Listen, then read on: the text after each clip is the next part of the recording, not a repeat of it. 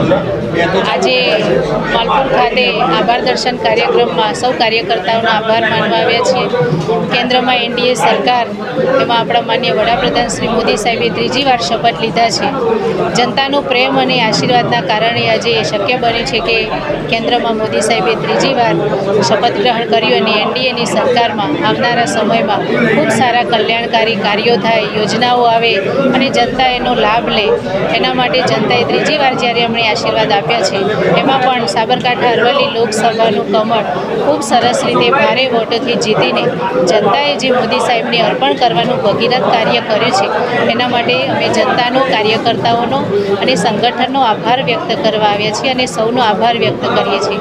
આવનારા સમયમાં સૌને સાથે રાખીને વિકાસના કાર્યો કરીશું અને જનતાના જે કોઈ પ્રશ્નો હશે તે સાથે બેસીને એને પૂરા કરવાના પ્રયત્નો કરીશું.